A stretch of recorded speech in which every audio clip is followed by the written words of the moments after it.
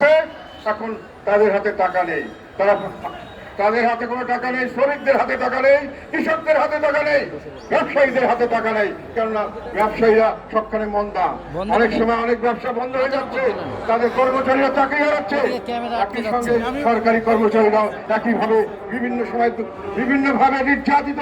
আজকে তাদের চাকরি আছে, কালকে দোষর হিসেবে চাকরি নাই, পরশুদিন তাদেরকে জেলে দেওয়া হচ্ছে। সাধারণ মানুষ, সাধারণ কর্মজীবীরা সবসময় উৎকণ্ঠায় দিন কাটাচ্ছে। আর দেশের পরিস্থিতি এই 8 বছরে কি হয়েছে, আমাদের বিশ্ব ব্যাংকের রিপোর্টে বলছে যে গত 1 বছরে তারা একটা ফোরকাস্টিং করেছে, দেশে অতি দরিদ্রের সংখ্যা 30 লক্ষের বেশি বেড়ে যাবে। যা অতি দরিদ্র তার চেয়ে 30 লক্ষ বেশি হবে, আর 60 লক্ষের মতো বেশি হবে দরিদ্রের সংখ্যা। আমাদের দেশে এখন দরিদ্রের সংখ্যা আছে প্রায়, এখন এই মুহূর্তে তারা প্রেডিক্ট করছে যে প্রায় 4 কোটি, 3 কোটি 90 থেকে 4 কোটি লোক গরিব মানুষ।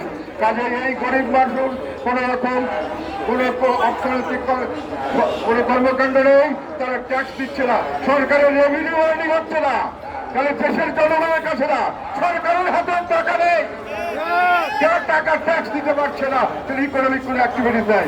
সরকার বিদেশ থেকে শুধু আসছে, আমাদের কি আসছে, শুধু রেমিটেন্স, প্রবাসী আয়, এক্সপোর্ট গুলো কমে যাচ্ছে, প্রত্যেক দিন এক্সপোর্ট কমে যাচ্ছে, নতুন কোনো বিজনেস ইনভেস্টমেন্ট হচ্ছে না, নতুন কোনো কলকারখানা খোলা হচ্ছে না, নতুন কোনো চাকরির সুযোগ সৃষ্টি হচ্ছে না, শুধু রেমিটেন্সের উপর দেশ চলছে, এই রেমিটেন্সের উপর ঝুঁকি আছে।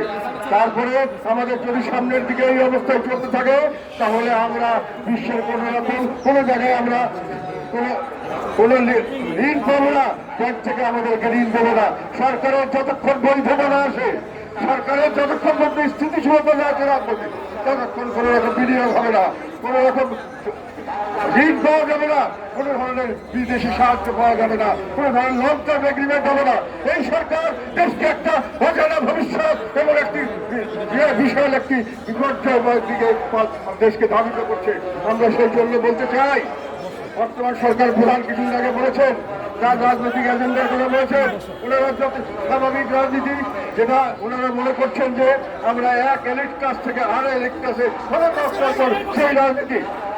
সেই রাজনীতি আমরা বন্ধ করতে চাই। আমরা তো সেটাই চেয়েছিলাম, আমরা চেয়েছিলাম একটি সুষ্ঠু নির্বাচন। আমরা সেই জন্যই এই সুষ্ঠু নির্বাচন এবং নির্বাচনের আগে একটি সুন্দর একটি আমাদের এক সংস্কার ব্যবস্থা চালু হবে। দেশের মানুষ যে স্বাভাবিক রাজনীতি করতে পারবে, দেশের মানুষের হাতে ভোটগুলি হবে, ইলেকশনগুলি হবে সত্যিকার ইলেকশন, এখানে নির্বাচন হবে। সেই নির্বাচনের মাধ্যমে দেশের জনগণ সরকারকে গ্রহণ করবে এবং দেশের জনগণ সেই নির্বাচনের মধ্যে সরকার হলে সেই সরকারকে তারা ঘুরে সরে দেবে। এটাই তো আমরা চেয়েছিলাম। অত্যন্ত দুঃখের সঙ্গে বলতে হচ্ছে, আমরা সেই জন্যই আমাদের অন্তর্বর্তীকালীন সরকারের প্রধান হিসাবে প্রফেসর ডক্টর মোহাম্মদ ইউনূসকে আমরা গ্রহণ করেছিলাম। এই কাজটি তিনি করবেন, নিরপেক্ষ, অত্যন্ত দৃঢ়, এবং আমরা মনে করেছিলাম উনি সার্বিকভাবে নিরপেক্ষভাবে দেশের পরিচালনার জন্য যত উপযুক্ত, বিশ্বব্যাপী ওনার সুনাম আছে। আজকে দুঃখের সঙ্গে বলতে হয়, আমরা যে আস্থা ওনার উপর করেছিলাম, আমরা নিরাশ হয়েছি, উনি দেশের কোন রকম কোনো কিছু ভালো করতে পারেন নাই।